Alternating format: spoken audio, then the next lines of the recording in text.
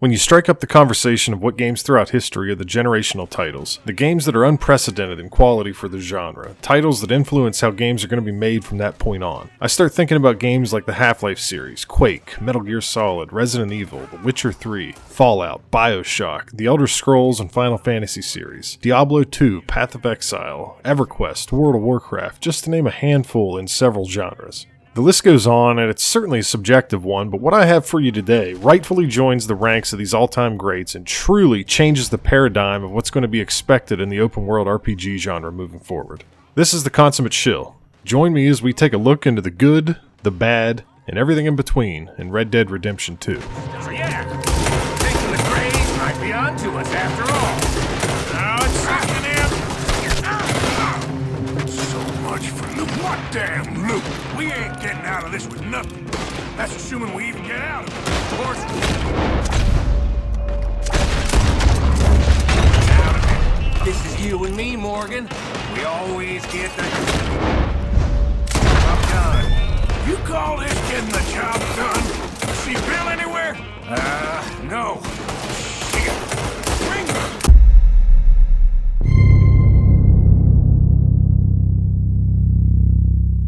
Red Dead Redemption 2 was developed by Rockstar Games and published by Take-Two Interactive. The game is a prequel to 2010's Red Dead Redemption and follows the story of Arthur Morgan and the Vanderlyn gang and the events leading up to John Marston's story from the original game. Before we get started, I played the PC version of the game and this is my first playthrough.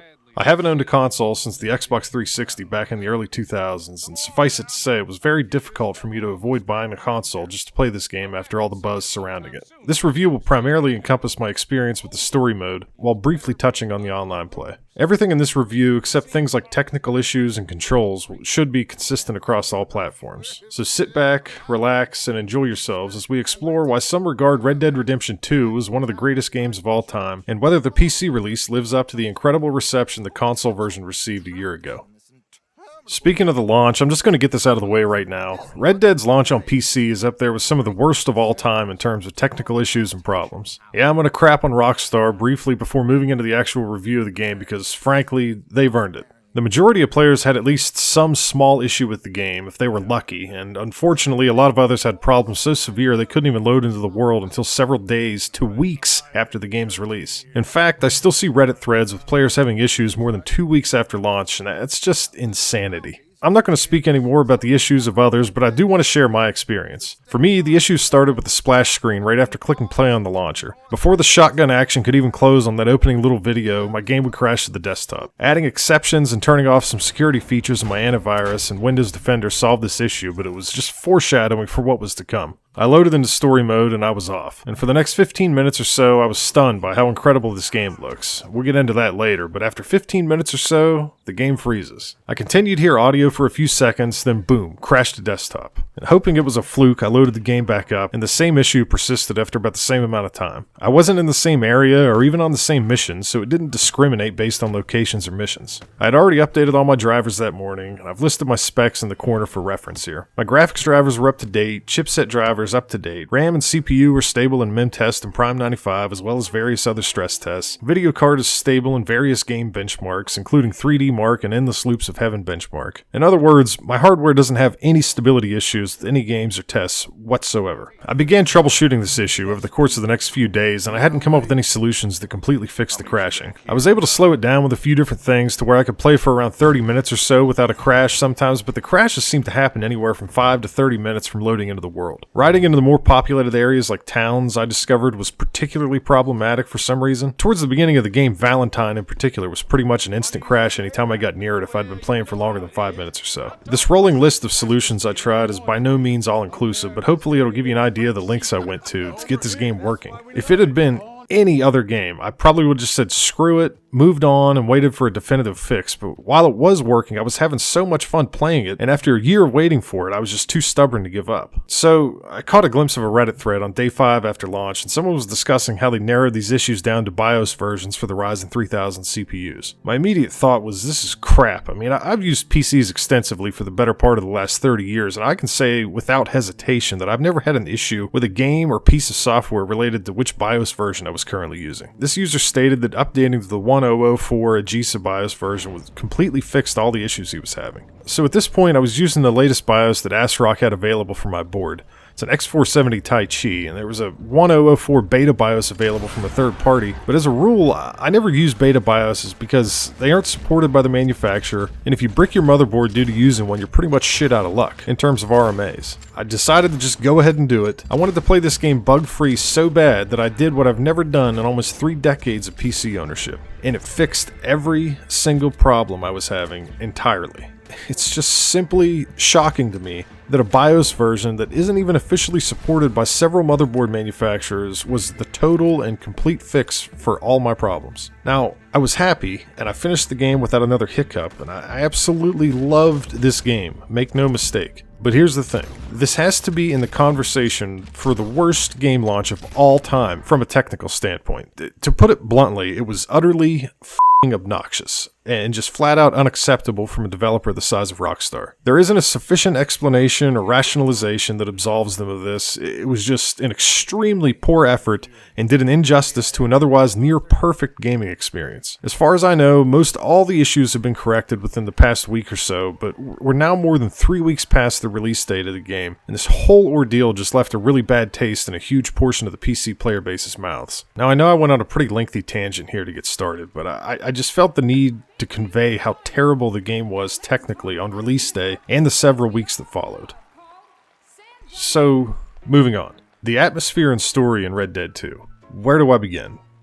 For this section, I'm going to focus more on what you can expect from the overall feel of the story, who you're going to be spending time with, and where you, I guess, fit in this world, rather than get into specifics, because if you haven't played the game, spoiling this story for you would just be unforgivable. Now, as I said, the game primarily follows the adventures and journey of Arthur Morgan and the Vanderlyn gang. After being forced to move east due to a botched robbery in Blackwater, the narrative sort of revolves around this idea of the West really isn't what it once was, and it's an evolving world now, moving away from the being ruled by outlaws and a do what you want, take what you want kind of lifestyle. The law is a real force to be reckoned with now, and it's becoming increasingly difficult to live the life these cowboys and outlaws have become accustomed to, and you're seemingly always on the run, just scraping by rather than prospering like you used to. The gang is such a dynamic force. It's a living, breathing community full of a wide variety of attitudes and personalities that really, it's something I've never seen done to the extent and detail that Rockstar's fabricated here. You spend a lot of time with these people, whether it be on missions or just shooting the breeze in camp, and every minute of it is meaningful and relevant. It's just like a large, dysfunctional group of people you would encounter in the real world. Emotions are constantly spiking up and down to one extreme or the other. There are popular and respected members of the gang, all the way to unpopular, mocked, and scorned members. There are loners, cliques, rough, hard personalities along with weak and feeble ones, highly intelligent characters and downright dense morons, like stone-cold alcoholics and put-together prudes.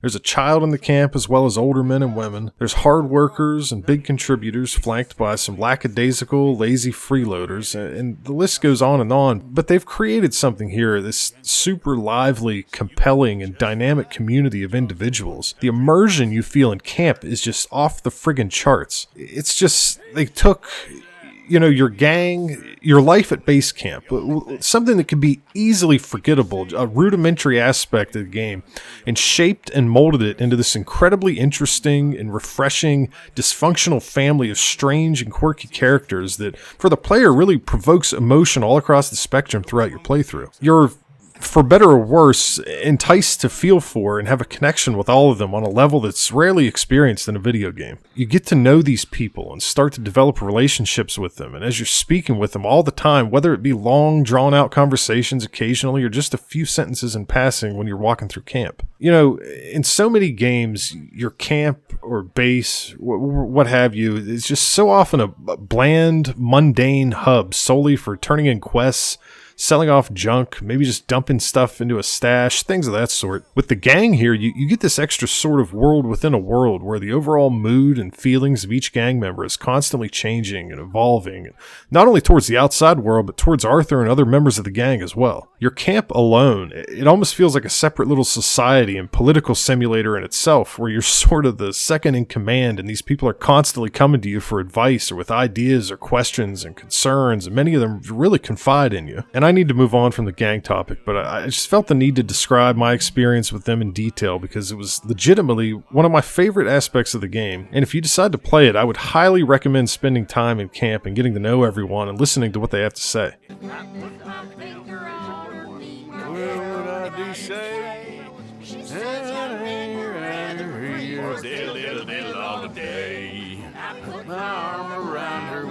Now, Arthur himself, first of all, when you're out in the world exploring and adventuring outside the main storyline, you really can be whoever you want to be, and this game is fantastic at doing most anything you choose to do. Examples of non-story content: side quests, random chance encounters, bounties, robbing, stealing, hunting, fishing, drinking, gambling. You think of an activity to do as a cowboy in the Wild West, and you could probably do it in this game. They really put you in the driver's seat for this copious amount of sandbox-style content and afford you damn near complete freedom to traverse the land and do as you please. Few games are even near the ballpark of how unrestricted and unconditionally open this world is. So anyway, Arthur's personality. Truth be told, during the main story, and I stress only during the main story, I did feel a little constrained and guided as far as how Arthur acts in response to dialogue. I would feel as if he was being too soft or too hard at times, and his actions and reactions were sometimes bottlenecked and didn't really line up with how I felt about the current situation, but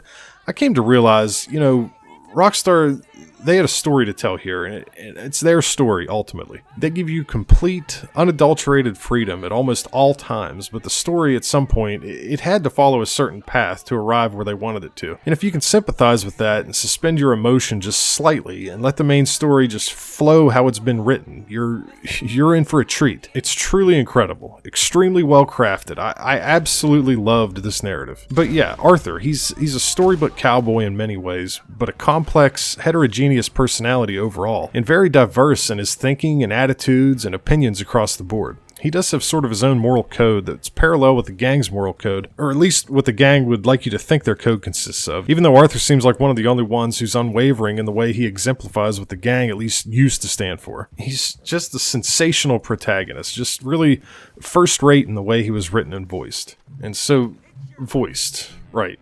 The voice acting in this game is extraordinary. It's just outstanding. There's no other way to put it. Character casting on the money. You can tell how much care and I'm sure scrutiny went into the casting process to get the right voice behind the right character. After a few hours into the game, each of the several handfuls of supporting characters become effortlessly and unmistakably distinguishable. Even the second and third rate filler characters just roaming around towns or wandering out in the world are voiced pretty damn well, and at least have some variety in their personalities and dialogue options. I mean, you can talk to anyone, and it seems like everyone has their own sort of personal limit as to how much crap they're willing to deal with. Tell one random guy to go to hell and he may take off running scared out of his mind. Another guy a block away may tell you to go to hell yourself and be happy to argue with you about how you're being a rude asshole. And a third guy another block down may take extreme offense to this and just draw his gun on you instantly. Not every encounter with every NPC is completely different, but they've built enough variety here that these towns, the people that live in them, feel like individuals and not just stale, uninteresting faces moving around to artificially make the world seem livelier. Honestly, one of my favorite things about this game, and from a dialogue sense, is the conversations you have while riding to missions with other gang members. They're incredible, and they really do a lot in the way of character building. And the gang really seems to open up when they're one-on-one with Arthur, or it's just a small group of you on a ride. The manual traveling on horseback never seems forced or boring, and for me it really became one of the more charming parts of the game. You'll also overhear random chatter while you're passing through these towns. It'll be anything from talking about how the prostitutes and transients are tainting the community, all the way to residents discussing the terrible stagecoach robbery outside town the other day and how their brother got gunned down during it. Oh, and by the way, you were the one who shot her brother and robbed the coach. The atmosphere is just crafted in a way that you really do feel like a cowboy, and like you're having an impact on the people and the world around you. The main point I guess I want to drive home here with the dialogue and voice is that some characters are super windy and have a lot to say, while others are very short-spoken. But everyone is believable, and they feel like they belong in this world. And that really goes a long way to immerse you in the game. But yeah, wow. The voices for the more so main or leading group of characters are especially impressive and exceptionally done. They blew me away, and really this is the kind of stuff that's just another day at the office for Rockstar, as they've always taken care to cast proper voice actors. As far as lip syncing goes, it's top-notch stuff too. There's a random character here and there that you can tell fell through the cracks of the lip syncing quality control list, but even those infrequent cases aren't bad, and you certainly never get the kung fu movie feeling that I always refer to. But yeah, the voice acting and writing are assuredly another one of the strongest aspects of Red Dead Redemption 2, and go a long way to making the environment feel real and believable. So as far as the narrative and characters go, I don't want to elaborate too much further. It's really something you need to experience for yourself. In a nutshell, the story simply revolves around the gang and their push to acquire enough money to move away from the outlaw lifestyle, somewhere exotic, and live out their lives in luxury. And you'll be experiencing all the trials and tribulations the journey to that goal is going to be comprised of. One thing I'll add is, please, take your time with this game. Go out there and just live the life of Arthur and be a part of this world, because there's an interesting and rewarding piece of content seemingly around every corner and behind every door out there. Ride around, explore, go hunting, go fishing, hunt bounties, talk to the crazies for sure.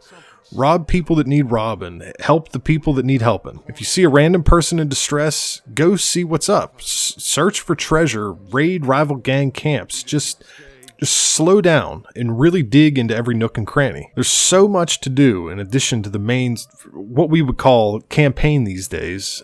And folks, this is important. If you forget every other point and topic discussed in this review, truly the one thing to hang on to here is, do not rush this game. It's one of those titles where if you do, you're going to miss out on so many of the little things that make it so damn good. Now, before we move on, I want to acknowledge my feelings on the graphics and sound. Firstly, there are an extreme amount of graphics settings in this game. You can pretty much tweak anything and everything you can think of. It's as extensive option-wise as you're ever going to see in a PC game. Now, the game is a clear-cut resource hog, seemingly insatiable at times. Even at low settings, I've been hearing its struggles with people maintaining a playable frame rate. You don't need a top-of-the-line $3,000 machine to play this game, but if your PC is dated or maybe showing its age with some other titles, I'd definitely do some reading into people's experiences with similar hardware to yours. Now, I'll touch on how great this game looks throughout the review, but just to emphasize a few points. The towns in Red Dead 2 look utterly remarkable. Oftentimes just like a scene sucked right out of Tombstone, and you half expect 4 suits to round the corner and have a gunfight with you outside the OK Corral. If this game has anything, it's a profoundly stunning atmosphere, and the graphics are one of the backbones of the operation. Speaking of gunfights, the music that slowly ramps up when the carnage is about to boil over is glorious. In fact, the music in general in this game is fantastic. Now, I'm not a musician, nor do I know the intricacies of how to describe music, but it all really makes you feel like you're in a Western, if that makes sense. It all seems right for the period, as well as several modern takes on some older styles. The songs played at the more dramatic parts of the game are particularly intense and really deliver some emotional gut punches. The lighting is probably the best I've seen, and it's certainly some of the most advanced and matured that I've ever seen in a video game. Some of the ways light was used here can be positively breathtaking. Water is as close to a one-to-one copy of how water looks and behaves as I've seen also, and what's genuinely amazing here is how good the water physics have been done. We've never seen water that acts like this before, and catching a glimpse of water cutting through or over rocks or just something as simple as being displaced by an oar is enough to bring a tear to your eye. And I normally don't discuss water sound, but even it's memorable and uniquely great.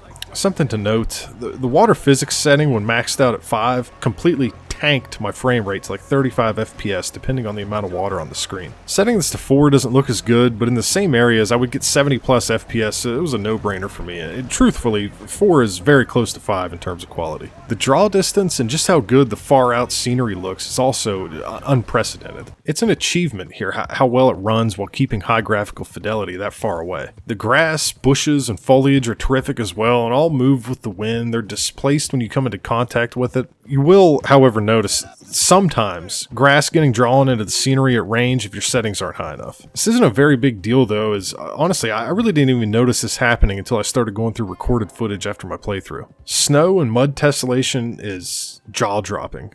This sort of thing has been done before, but it's taken to a new level here, just like many other aspects of the game. Also, you can always tell what type of terrain you're walking or riding on. Each surface is entirely unique in the way it sounds when it comes into contact with boots or hooves, adjusting tone and pitch depending on how saturated the surface is. It's amazing stuff there. Fire, whether it be small campfires or blazing buildings, is pretty damn good. It's not the best I've ever seen, but it's definitely up there. Weather is great, the rain is believable, and you definitely know you're in a storm when the thunder gets cracking and booming with lightning arcing in the background. Last but not least, the photo mode is awesome as well if you're into that sort of thing. I believe this is only available on PC, and I'm not sure why I didn't release the console version. But you can really get whatever kind of shot you want, and there's a huge selection of filters to choose from. Overall, it's a first-rate, very, very top-end graphics and sound experience, and you're going to be hard-pressed to find a combination of all of these features that I listed, all done this well and packed into one game. And I know you're going to hear me say it over and over again, but it can't be overstated how damn good this game looks. Now, moving on to mechanics and gameplay, and I know I spent a lot of time on the story and characters, but it needs to be communicated just how special this game is in that regard. So we'll start with weapon choices. You're offered an extensive arsenal of late 1800s hardware, including several single and double action revolvers, early semi-automatic pistols, a lever-action pistol along with a collection of lever-action rifles, varying higher-powered bolt-action and breech-loading rifles, shotguns all across the spectrum, including double-barreled break-action, pump, semi-auto, and lever-action models, a small-caliber varmint rifle, a bow, and a slew of bladed melee weapons, some of which can be thrown. You're also furnished with throwable dynamite and Molotovs. One thing to note is that some of these weapons will need to be purchased at a gunsmith, but the vast majority can be acquired through finding them out in the world or receiving them during certain missions. And speaking of gunsmithing, I'll just briefly touch on the various vendors. There are several types, and most items you acquire are able to be sold to the proper vendor interested in buying it. There's the butcher, who deals in game meat and animal hides, although you probably want to be selling your hides to the trappers. He deals in hides of various pieces of hunting equipment, and also has the ability to craft a huge assortment of unique clothing for a fee, which utilizes the higher quality and more rare animal skins you sell them. Bait shops deal in, you guessed it, bait and tackle. Doctors buy and sell various different medicinal tonics and medical supplies. The general store negotiates all manner of provisions and odds and ends, but pretty much anything you can't purchase or sell at the more specific vendors, the general store will handle, and they also have basic goods from other stores as well. Fences are the only vendor willing to purchase stolen valuables you've acquired, such as jewelry, pocket watches, things like that. And they'll also buy gold bars you've received through various means, and have the ability to craft talismans from trophy animal hunts that give you statistical upgrades. Tailors sell a wide variety of individual pieces of clothing as well as outfits. There's a huge amount of clothing in this game. The variety is outstanding. Newspaper vendors will sell you a paper every week that chronicles what's been going on in the area, which they're really cool. And spoiler, you make it into the paper quite often. Stables are another type of vendor where you'll be able to customize your horse's appearance and their gear, as well as manage your collection of horses and purchase provisions to feed them. And the other vendors are more like services. Like the barber will cut and style your hair, beard, and stash. The hotels will sell you rooms for the night and baths. All those, some of the other vendors offer baths as well. It just depends on the town.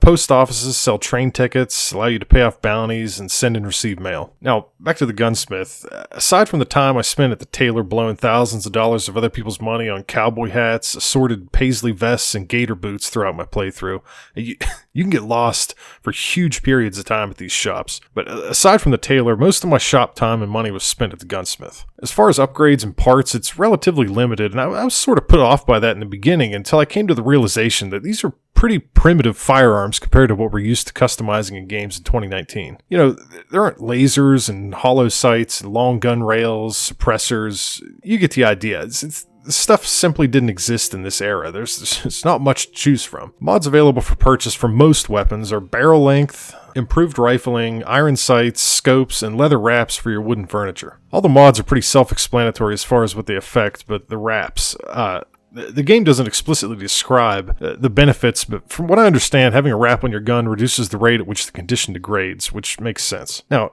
condition. It's a big deal for your firearms. If you neglect them for too long, you'll incur some fairly bad stat penalties. Up to 20% or so reduced damage and drastically notable reductions in fire rate and reload speed. Now, you can combat this by cleaning your weapons regularly with gun oil purchased from various vendors or paying the gunsmith outright to clean them. Certain situations will cause your weapons' condition to degrade faster. Things like trudging through waist-deep, nasty, muddy swamps, for instance, definitely hasten the process of degradation. I really enjoyed this system, but to tell you the truth, I'm a glutton for micromanagement. You'll either love it or hate it. One more thing here, and this is definitely nitpicking, but the speed at which Arthur reloads his weapon is verifiably insane. It's enough to make Clint Eastwood cream in his pants. And I get it. You don't want reloading to take too long in a video game, but it's a little over the top in Red Dead. One last way to modify your guns would be ammunition choice. I'm not going to get into all the specifics, but each type will slightly affect damage, range, or both. And there's specialty ammo you can craft, such as reduced Deadeye drain rounds and explosive rounds. The few basic purchasable types of ammunition is what you'll be loading most of the time, and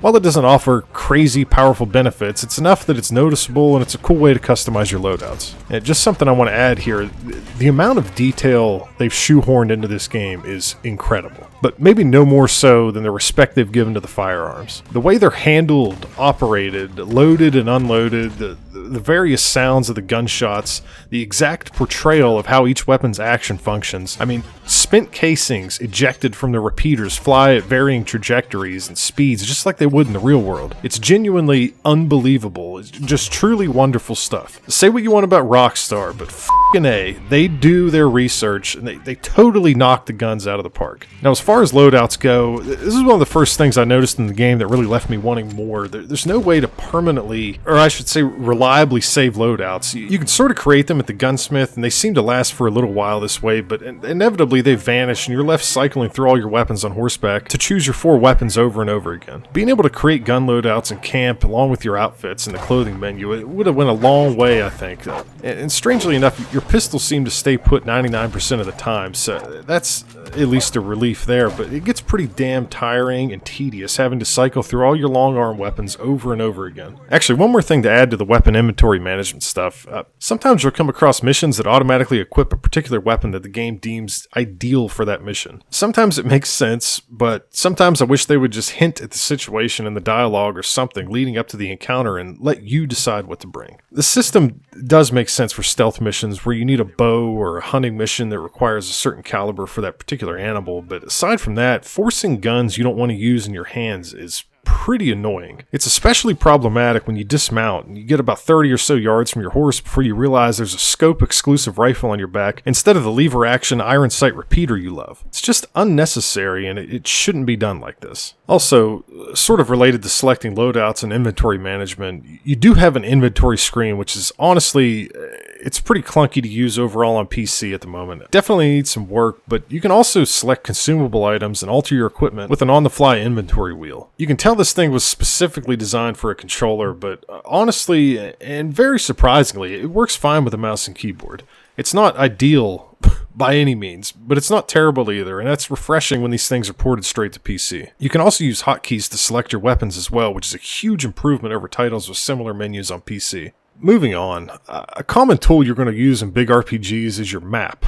Obviously, nothing much to get into here. It's a typical Rockstar flavor map with little blips for points of interest and quests. It's designed really well, and the accompanying HUD mini-map is intuitive and it's well done as well. You can waypoint any location for guided travel, as well as place markers for future use. Wanted level in this game works just like it always has in Rockstar games for the most part. Areas on your map where you currently have a bounty on you will be outlined in red, and if you're wanted dead or alive, that area will be completely highlighted in red. Now, health, stamina, and Deadeye. These are the 3 conditions that you have to monitor and keep up with throughout the game. They're all pretty self-explanatory as far as what they are, but how they degrade and replenish is slightly more complicated. The center of each condition is called the core, and it's replenished with various different types of provisions available. As a general rule, food replenishes health and stamina, alcohol affects stamina and Deadeye, and tobacco refills your Deadeye core, with some other sort of negative effect implied. Now, this isn't always true. Some foods break this rule and do other things, but in general, this is the pattern you'll notice. So what cores do is depending on how full your core for that particular condition is, and that's the speed at which your outer health, stamina, and Deadeye levels will replenish, respectively. So,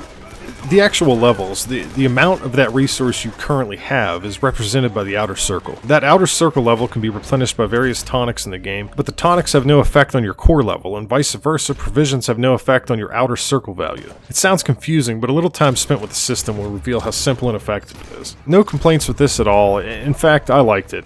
Another form of light micromanagement and sort of a little survival flavor thrown in. It was fun for me. And having to keep yourself stocked up with provisions and tonics, it all works very well. Also a tip, eat the stew in camp whenever you can, as it's free, and also purchase meals at the saloons if you can afford it. They're a little expensive, but later in the game, money's not too much of a concern. They'll fortify your health core for an entire day. It's really valuable. And just one thing to add, you can cook and brew a variety of foods and tonics at campfires. And tonics are crafted through herbs and various plants found throughout the world, and it's especially useful to craft them early on when you're broke because they can get expensive. Herbalism really needs no explanation. It's the common term now, but it's pretty simple stuff there. So let's talk about hunting and fishing.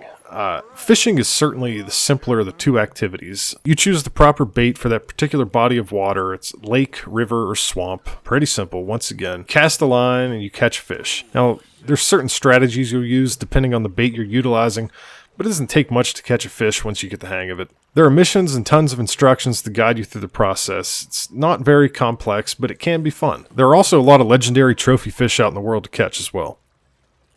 Now, hunting is a bit more complex when it comes to harvesting the animals, but basically there are three varying qualities of animals: poor, good, and perfect, each signified by 1, 2, and 3 stars respectively. Each animal requires a particular type of weapon or caliber in order to not damage the skin. You can find this information out by using your binoculars or scope to study the animals. Once studied, you'll have access to more information on that particular animal, including the type of weapon you're going to need to harvest a perfect skin. That's hunting in a nutshell. Now, there can be a lot more to it than that, especially when it comes to hunting legendary animals, such as tracking and using Eagle Eye to identify the tracks or indicators that an animal is in the area. And honestly, I could do an entire video on hunting, but these are the basics. Now, Eagle Eye is a new feature in Red Dead 2. You activate it and the world slows down around you like Deadeye, but Eagle Eye instead sort of puts you in this more in touch with your surroundings sort of state and allows you to see things you otherwise wouldn't be able to see in real time. Tracks, as I mentioned before, for instance, are a big part of this, and you can track game animals, horses, wagons, human beings. This feature also causes lootable items and containers to flash in yellow, making it much easier to identify what you can and can't loot. And just one thing I'll add here, if you're ever having trouble looting in third person, just switch over to first person.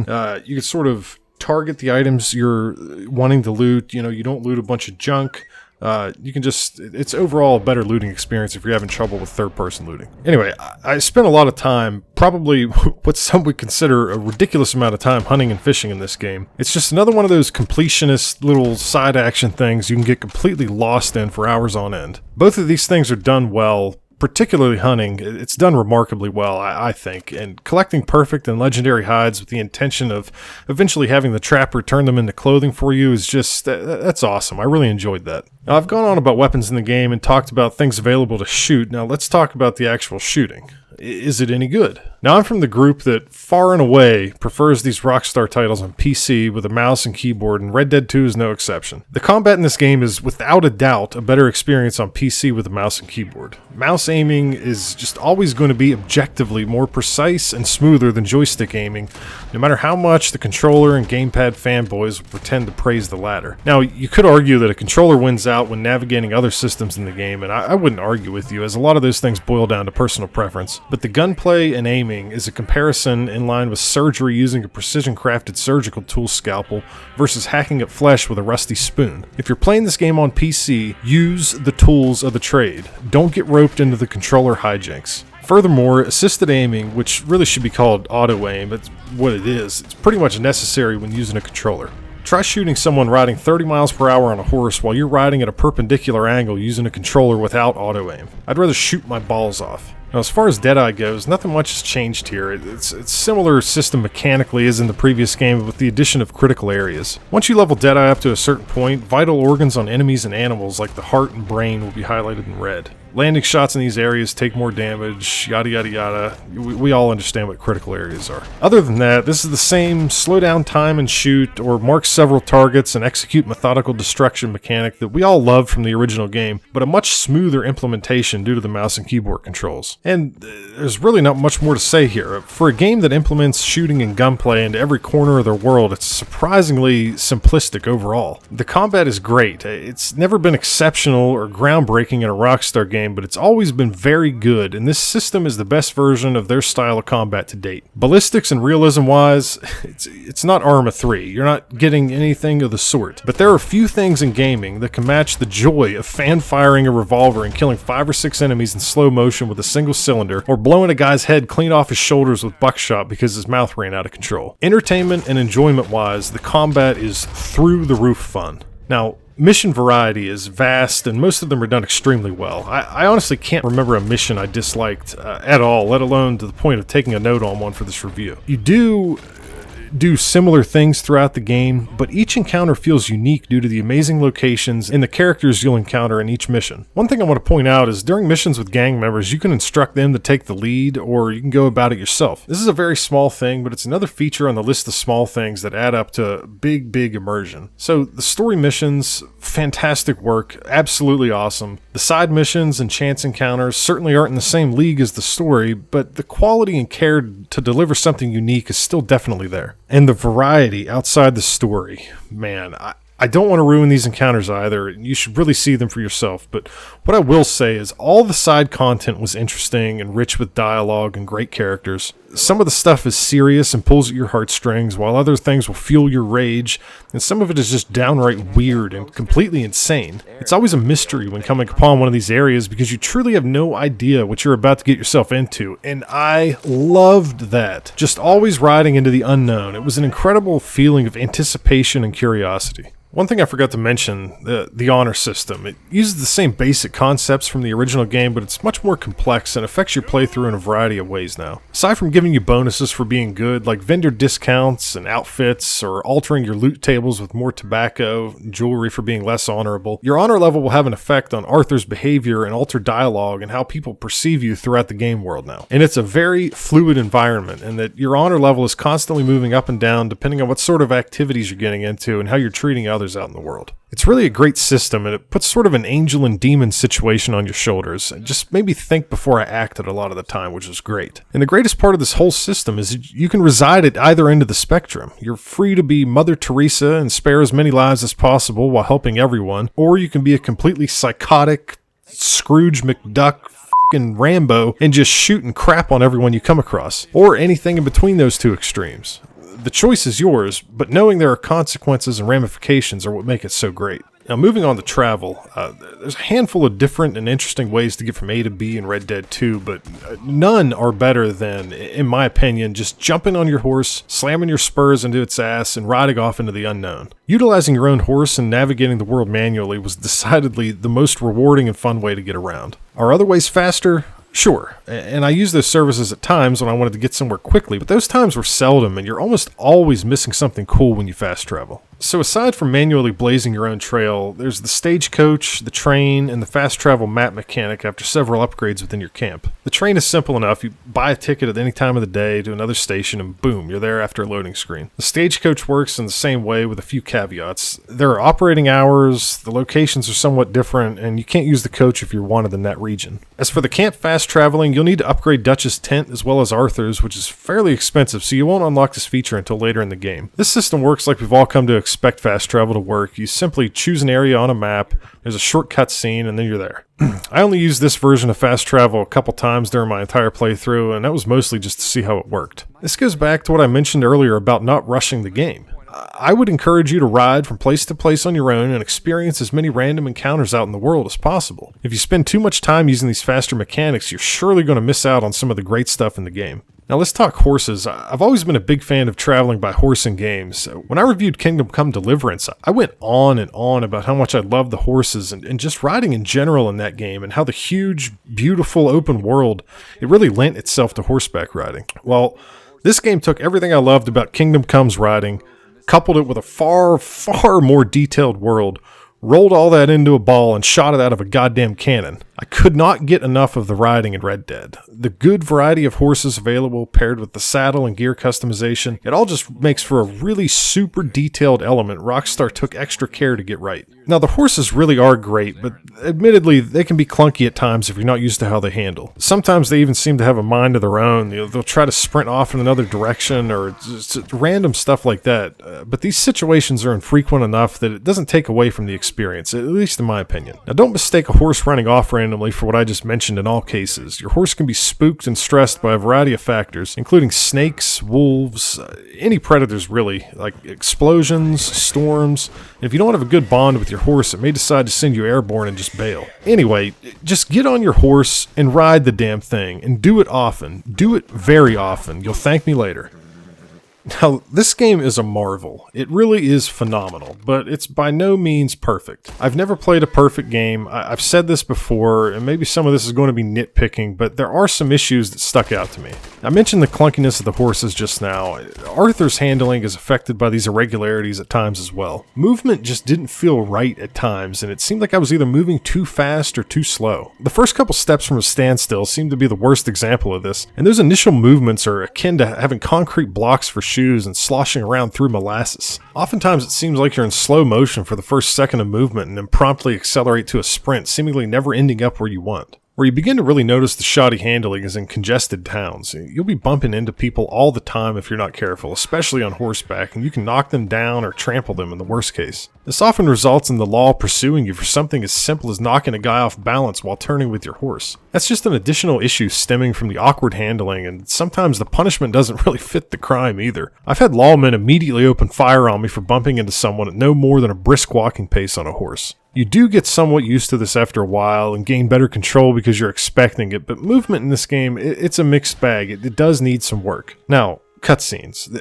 The cutscenes in this game are absolutely fantastic, but there's a couple things I want to discuss. One thing I absolutely loathe is button mashing during a cutscene. You know, this isn't Test Your Might in Mortal Kombat circa 1990 or some Lego game or something. The cutscenes are incredible, generally speaking, like I said, but for me, the button mashing stuff just becomes very, very annoying. I get they're trying to get you involved in the scene, but it just doesn't work for me. It's not at all necessary. Another cutscene situation I don't care for were the freeze frame sort of deals where you land a headshot or something. It'll cut to a black and white slow motion scene of the enemy being shot or Arthur aiming down sights. It just yanks you out of the action. And it's, again, not for me, never has been. But Rockstar was at least kind enough to let us turn this one off, unlike lots of other games. So if you like it, use it. If you don't, don't. Now, from time to time, I would arrive at a mission area and something random would happen. It's anything. For example, a wolf would aggro and I would have to kill it, or a couple rival gang members would ride by and attack and I'd have to fight them, kill them, whatever. Anyway, these types of things would frequently cause a mission to become unavailable. I'm not sure why this exists. It never really made much sense to me, and it just seems like a senseless feature that didn't really add anything relevant to the game. Now, fortunately, this can be worked around most of the time by saving the game and just immediately loading that save, but it was aggravating.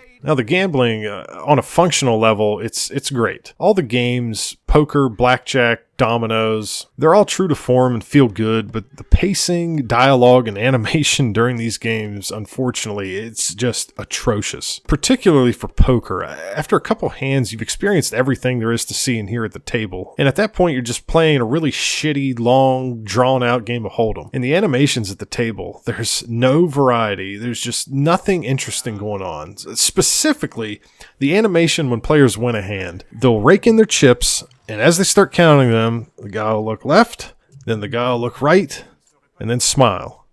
Every goddamn time. The same thing. Now, this may not be a big deal to you, and that's fair, but it drove me completely insane. It completely ruined poker for me. After getting the gambler achievement, or the gambler challenge, excuse me, I never sat down at another poker table. The rest of probably another 60 to 70 hours in the game, never even looked at another poker table, just due to this single animation. No, I digress, but occasionally I'd notice some flickering graphics glitches as well. Some of the character models, to be fair, they're few and far between, and when they did occur, they didn't last very long. I just figured it was worth mentioning. This problem may be better or worse for some people. It's hard to say. Also with the character models, if someone had longer hair or a larger beard, the hair would sometimes clip through clothing and accessories. And this was especially true for Arthur. Very unfortunately, it was true for Arthur. I didn't cut any hair, head or beard, for the first portion portion of the game and grew them out both of them to max length just to experiment with that look. I did like it, especially the beard, but ended up cutting them both down because the clipping issues just became vexing to the point I was rolling my eyes every time I saw myself in a cutscene. It just looked really bad, and like I said, as much as I love the beard, it had to go because, you know, your long hair sticking through collars on shirts and coats, or your beard clipping through your bandolier or clipping through your collar as well, whatever the hell may be in the way. It just looks so bad. I had to get rid of it. I'm kind of shocked they allowed this to look as bad as it does. It's really a shame considering how great the hair and clothing look overall. So, if you've stuck with me to this point, I just want to say I appreciate your time very much. I know this has been a long one. In fact, it's going to be the longest review I've done by far, but I just didn't know how to shorten it while still conveying my feelings. I'm still learning, and in the future, hopefully I'll be able to communicate all my thoughts and opinions in a more efficient and concise manner. But, you know, the YouTube gurus tell us all the time that videos over a certain length scare people away from watching it. Frankly, I do not care on this one. This game is special, and it simply deserves more attention than other titles. Rockstar, man, the kinds of games they churn out, the first-class quality throughout the massive worlds they create, they outdo themselves in jaw-dropping fashion with each subsequent game, and Red Dead Redemption 2 is no exception. It's the best game they've ever made, and it's one of the best goddamn games I've ever played. And I say that with a decisive confidence. It really is that good. It's rare to come away from a game feeling as if you've underpaid for a $60 game. I can't believe I'm saying this. But the sheer scale of this world, the amount of content and quality throughout turns a, by modern standards, maxed out premium $60 price tag into feeling like you've received the top level bargain for your buck. Or excuse me, bang for your buck. It feels like a steal for what you get. I have somewhere around 110 hours in this first playthrough, give or take a few hours probably, but this playthrough I stayed mostly good and on the straight and narrow honor-wise, and I'm already contemplating another playthrough, but moving to the opposite side of the meter and just being a vicious, malevolent monster of a person and just see how the game flows from that angle. It's very rare for me to play through and finish an RPG and immediately be thinking about another playthrough. I think Dark Souls is the only game I've ever fully played through twice in under a year's time, and I'm guessing Red Dead 2 is going to be the second. And I just want to reiterate one more time that this game has some severe technical issues. If you're not very computer and troubleshooting savvy, do a little research and get informed about how well the game works for people with similar hardware as yourself, or make sure that you know all the problems are fixed. But anyway, price-wise, yeah, the game is worth $60 without blinking an eye. Don't tell Rockstar, but relative to other $60 titles, I think you're getting a bargain here. If you're a fan of gaming, you owe it to yourself to experience what this game has to offer. If you need further justification, if you're a fan of great stories, open world games, shooters in general, stunning graphics, the Wild West, the list goes on. If you need to wait for a sale, that's fine. If you have too many games on the docket right now, you don't have time to play, that's fine too. Just don't let yourself miss out on it. And I'll say it one more time, the most important tip you're ever going to hear about Red Dead is do not rush this game. Focus on just living the life of Arthur and doing as many different and interesting things as you can. Don't rush it. Games like this don't come around too often. This isn't your run-of-the-mill RPG experience. The caliber of game they've assembled here is just so rare, and the Western theme is even more rare. We're lucky today, truly lucky, that one of the few games in existence with this theme is so damn good. It truly is a generational title, and it's one we're going to be talking about and referencing for years to come. So guys, that's all I have for you today. Again, if you're still here, thank you. I hope you enjoyed this review, and hopefully you learned something today about Red Dead Redemption 2. If you guys enjoyed the review, do me a favor and hit that like button and subscribe to the channel for more content like this. It helps me out a ton, and I really do appreciate it. Ring the notification bell to be alerted when a new review is released and to stay up to date and informed, and really make sure your gaming budget is spent on quality games worthy of your hard-earned money. Also, let me know what you thought about the review in the comments and what games you'd like to see me do in the future. Thanks for watching. Arthur, you're in that one. Bring Hosea. I know you two like to talk about the good old days and what's gone wrong with old Dutch.